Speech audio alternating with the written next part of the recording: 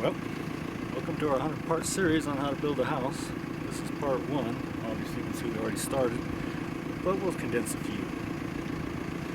See out there is our base course, which is going to be under our pad.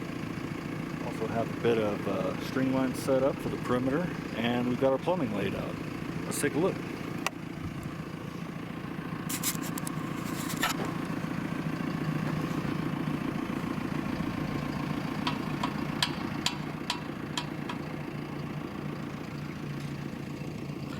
As we go along, we'll go ahead and spread this base course out and make a 4-inch pad. That'll support our concrete. We'll also dig our footings and take care of that as well. They'll have a little bit of base course under them. So you can see we got some rock over there for our septic tank and already a hole dug for the septic.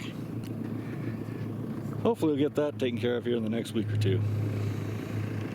Some of the tools you see around here you'll probably want if you're going to try to lay out your own house: transit, laser level, strings and stakes, hubs, which are the smaller stakes, paint, and of course shovels, buckets, and whatnot you'll need to move stuff around with.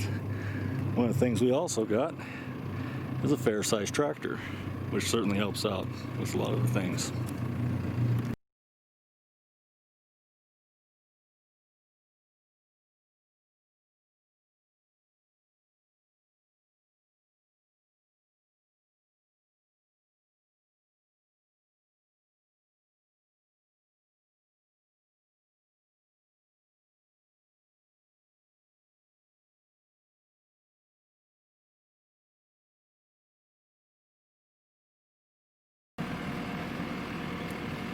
Hello. Well, today we're going to go ahead and put in our conventional septic drain field. What these are just trenches that are the prescribed depth according to the county that I live in, and they've determined that I need 200 linear feet of 1 foot wide trenches that are 2 feet deep with aggregate below the inlet or bottom of the drain pipe. Now, septic systems, at least in this case, the drain lines have to be dead flat. That's because you want the water to creep along and not just go to the end and try to soak in, but to evenly saturate the soil as they go. So what I've done over at the far corner, which I determined is my lowest point, is figure out how big these pipes are, which they're 4-inch, pretty easy, and how much dirt I need above them, which per the county is 9 inches. So I went over there, stuck a stake in the ground, put it up just a little bit, and made sure that I would have better than 9 inches of cover when that was done. Then I took that measurement, came over, and went down 3 feet from it. And that would give me my bottom of trench. Then add 2 feet to that, and I'd have the bottom of pipe, and then the remainder would be the cover over that pipe over there. So it was actually more like 3-1, but I worked that out on the stake so I wouldn't have to think about it.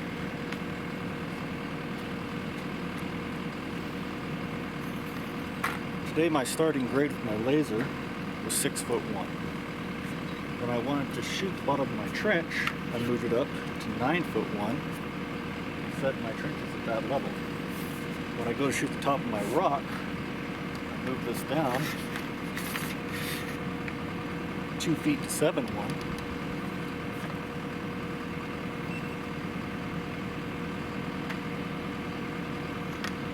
Check to see that my grade of my rock is pretty close.